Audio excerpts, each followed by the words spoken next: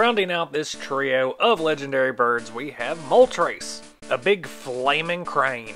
I don't really have much to say about Moltres in particular, or the legendary birds that I haven't already said in the two previous TCG history videos, so let's just jump right on into the Moltres history with the first printing in the mainline TCG back in Fossil. Fossil Moltres has always been a curiosity to me because for the longest time, it was the only Pokemon card that had a mill mechanic. Its second attack costs way too much energy, it's coin flip garbage, forget about it, all we're going to be looking at is Wildfire. When you use Wildfire, you can discard as many fire energy cards as you want attached to Moltres, and for each energy discarded this way, you mill a card from the top of your opponent's deck. Decking out your opponent is a win condition that was very much forgotten about in base Fossil because the metagame was just so focused on getting as many knockouts as quickly as possible that players were already milling halfway through their deck with cards like Professor Oak and Bill just to get their setup.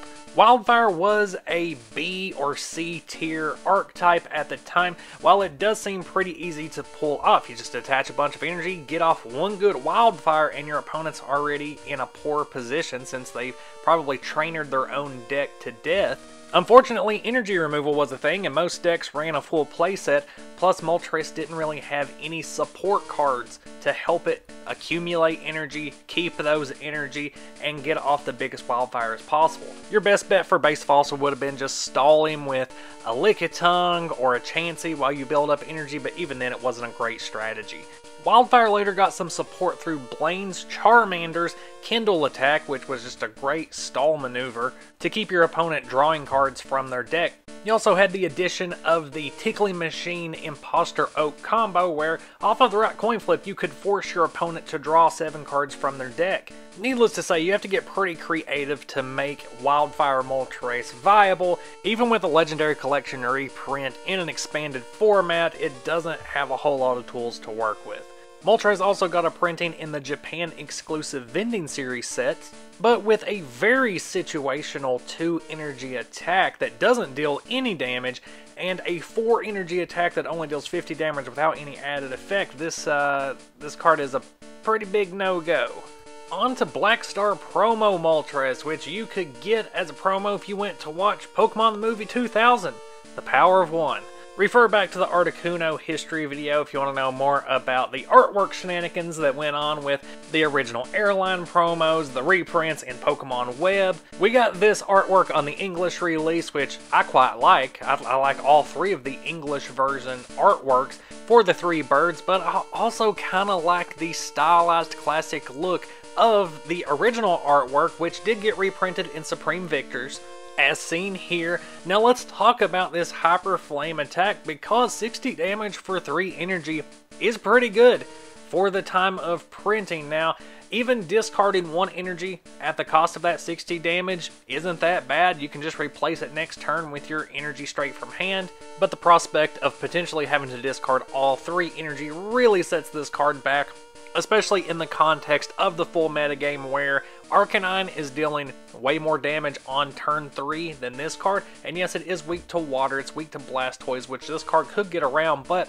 just that coin flip effect on Hyperflame is so disappointing because I do want Moltres to get at least some good cards, some usable cards.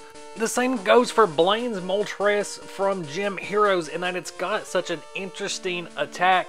90 damage for 5 fire energy, that is a lot of fire energy to get onto this Pokemon. The 90 HP does help, and you get to flip a coin. And if tails, you just shuffle that Moltres and all 5 of those fire energy right back into your deck. It deprives your opponent of a knockout. I wouldn't even say that added effect is useful, let alone basing it off of a coin flip, whether you get to use it or not.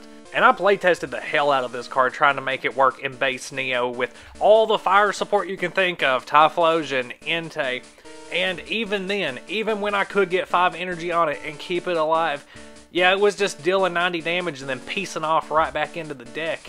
And then I would have to set it up all over again. I wouldn't have anything on the bench that was set up because I was so focused on just getting 5 fire energy on this Moltres.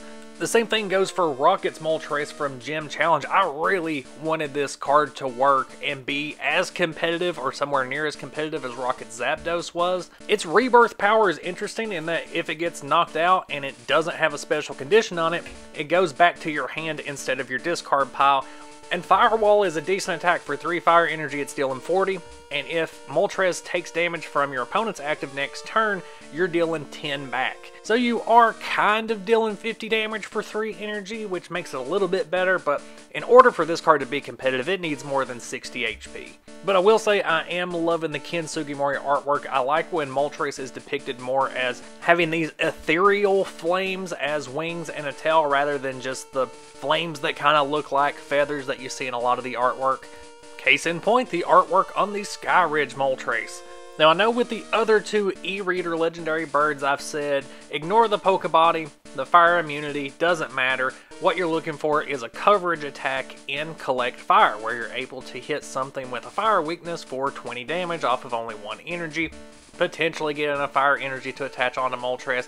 For Moltres, this is actually important, because Burning Tail is going to be an attack that you want in your back pocket for those coverage matchups. If you are up against an Aquapolis Scizor that has 2 metal energy attached to it, you want to get rid of that threat as quickly as possible. So if you already have a Moltres that has a couple of fire energy on it, thanks to Collect Fire, you might as well go ahead and go all out against that Scizor. Or potentially a Genesis Steelix, depending on what format you're playing in. Those are going to be your 2 biggest threats that you're going to want to hit with as big of a fire attack as you can.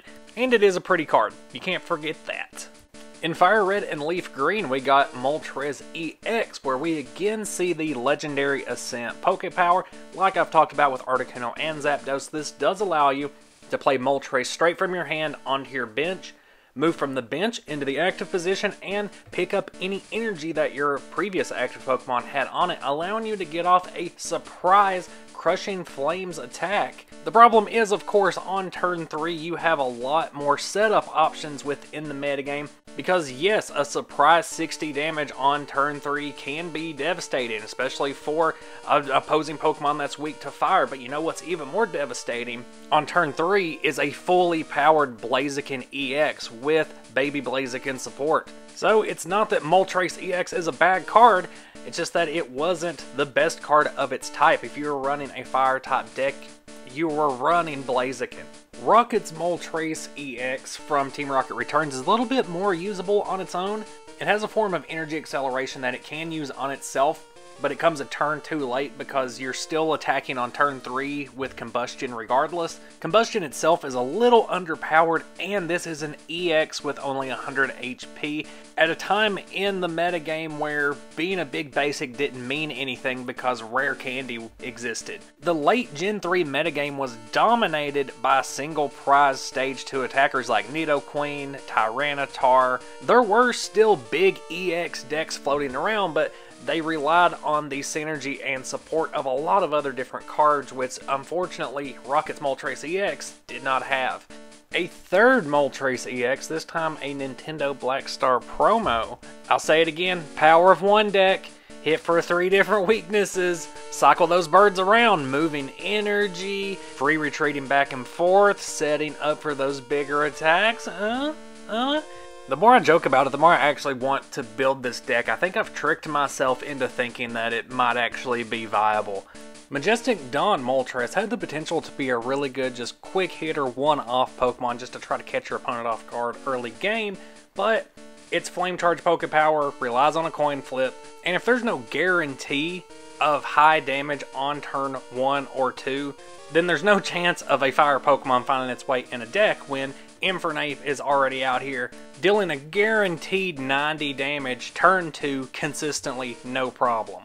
Not to mention that following Majestic Dawn, the metagame shifted super hard more towards level X Pokemon. Even thinking about a more limited format like Draft, where big basics did have potential, it's going to be pretty hard to even get 3 fire energy into your discard before you would want to play this Moltres anyway, so even then it's extremely limited in what it can do.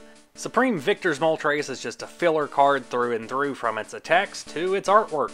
Next, Destiny's Moltres has a little more potential with its higher HP and its higher damage output from its attacks, but it does make me want to take back what I said about the artwork from Supreme Victor's, because this is not my cup of tea. I will leave it at that because I am also not an artist.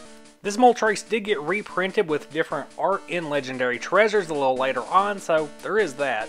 Moltres EX from Plasma Storm. Power of 1 deck. I've seen it work.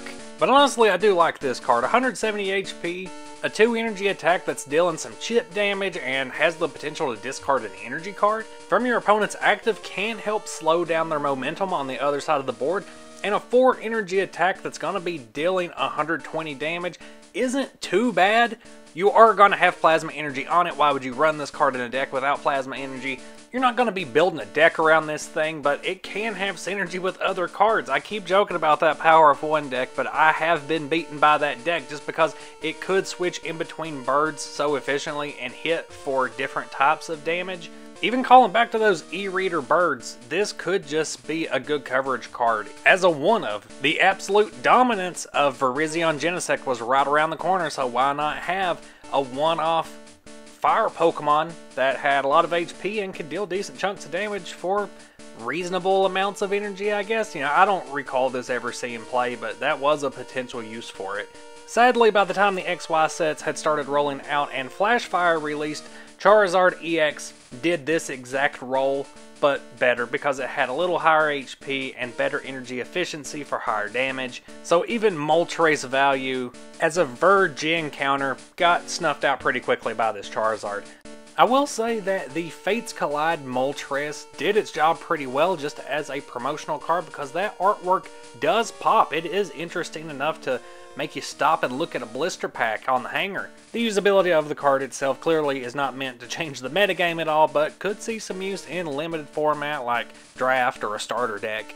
I would say the same for the Sun and Moon promo Moltres, where the card itself just is not good, but the artwork pops enough to make up for it and make it a decent promotional card. I'm a little torn on Lost Thunder Moltres because it is better than the previous few that we've talked about. I like that the artwork harkens back to a more Eastern Phoenix look. It's got a 1 energy accelerating attack, which Moltres has always needed. It accelerates to the bench, but 30 damage off of 1 fire energy is pretty good at the beginning of the game. So once again, it's designed more towards limited format because Assisting Heater is not really doing anything that Welder isn't doing much better already, but it's still not bad for a turn 1 accelerator, especially given that its retreat cost is only 1, so you can accelerate that energy, get out of the active position, and continue with whatever momentum you've been able to build for a fire deck. Team Up brought back the Moltres Mill. Top Burner is just a version of Wildfire that requires you to discard all energy attached to Moltres, which is what you would be doing with Wildfire anyway. This is one where I'll have to rely on you guys down in the comments to let me know if this Top Burner deck had any viability, because the Team Up era of the TCG is one where I had stopped playing competitively just because I didn't like the state of the metagame and how the Team Up cards affected it. But more recently, just in the Sword and Shield era, I know that Meal decks have had a presence with Durant and Centiskorch. More of rogue decks, they don't have a whole lot of staying power or influence on the metagame, but I am interested to know if this Moltres had a similar effect. What more could I really say about Moltres and Zapdos and Articuno GX from Hidden Fates that I haven't already said in the Zapdos and Articuno TCG History videos? Beautiful Mitsuhiro Arita artwork, even a really cool promo version of the card with the stained glass. I don't really care much for the other two versions, the kind of CG looking artwork and then the Rainbow Rare version of it. Definitely one of the tag team cards geared more towards collectors than competitive players, and there's nothing wrong with that. I mean, just look at how many Charizards we've gotten in the past 2 years. Not all cards can be a masterpiece, and not all cards even have to be playable. Pokemon has a wide array of fans with differing tastes and interests, and that's really what has kept the franchise alive for so long and has made it so profitable and engaging, is that it knows how to sell different types of products to different age groups, backgrounds, you name it. They're good at what they do, most of the time. I mentioned back in the Articuno video that the Galarian birds had reinvigorated my interest in the TCG, and I wasn't just talking about Galarian Zapdos, I was mainly talking about Galarian Moltres V. Moltres was finally the basis of a deck. This was Dark Box before it was Lost Box. Direflame Wings gave some much needed energy acceleration, allowing you to attach a Darkness energy from your discard pile to Galarian Moltres V once per turn. We'll come back to that in just a second. First, I want to fully appreciate the very first Galarian Moltres V that was printed in Chilling Reign, including its reprints in Brilliant Stars and the Trainer Gallery it got in Astral Radiance. That is still one of my chase cards till this day. But back to Direflame Wings, with the assistance of Dark Patch, this is going to allow you to get off an Aura Burn straight out of hand. Turn 2, you're dealing 190 damage, and that's not always gonna pay off, as like 220, 230 is kind of the secret recipe number you're trying to hit in this format. You do have Galarian Zigzagoon and a couple other cards that can help you get to that magic number, but powering up that quickly, you do have the opportunity to completely ruin your opponent's setup if you're able to knock out a Bibarel or a Sobble before it can evolve and start getting off shady dealings. It does bother me a little bit that this card is weak to grass. I get that Dark type is weak to Bug type, but not when it's a flying type. I don't know, it's trading card logic here. But what is a Galarian Moltres V deck without assistance from baby Galarian Moltres in the late game? Malevolent Charge lets you supercharge Galarian Moltres with 2 Darkness energy straight from your hand, added to the energy per turn, meaning that as soon as you play this card, you can start firing off a Fiery Wrath. As long as you can get Galarian Moltres into the active position on this turn, which there are many ways to do that, and start firing off Fiery Wrath, which is going to do 50 more damage for each prize card your opponent has taken. So in the late game, you are looking at some massive damage coming off of this single prize attacker very quickly, straight out of hand. Not to mention the added support that you would get for both Galarian Moltres and Galarian Moltres V from cards like Dark Patch. It's a very consistent deck, one that I played for a while on PTCGO. Sadly, it was never up to snuff for big tournament play, but like I was saying earlier, these are the types of rogue decks that reinvigorate my interest and excitement for the trading card game and gets me playing online consistently. On top of all that, I think Galarian Moltres just has a solid design that lends itself very well to the trading card game artwork. With Brilliant Stars, we are back to Fire type with a surprisingly good early game Moltres, where it's pretty easy to get damage counters on this card so that you're dealing 90 damage for 1 energy. Not spectacular in the overall metagame, but when you think about pre-release and other limited formats, this is a terrifying card to be up against. Plus, it got a promo print with some really fun artwork that at first glance I was ready to hate on, but the more I look at it, the more I actually like this thing. And lastly, at the time of recording this video at least, is the Moltres from Pokemon Go. Like the other 2 burbs, it's not good. Stackable, yes, but takes up way too much room in your fire deck. And just as a special little bonus at the end of this video to round out the bird trio, the 3 Galarian birds are getting even more alternate art in the V-Star Universe set that is soon to release in Japan at the time of recording, as part of this new Pokemon Art Gallery subset that's kind of like the Trainer Gallery cards, except there's no trainers, it's just cool poses done by the Pokemon. I think all 3 of these look good, they all have their own unique style, but I'll be damned if I don't love the look of this Moltres. Not just the background, but the way it pops against the background. Interesting pose, great color work, great contrast. I'm digging it. The Galarian birds are so good at making me want copies of all 3 just so I have a set every time they get reprinted. Good job, Pokemon Company. Another TCG history down. I hope you enjoyed looking over the printed history of Moltres. If you liked this trio of legendary TCG history, then stick around, because there's another trio on the way. Thanks for watching though. Social media links are down in the description. I'll see you next video. Bye.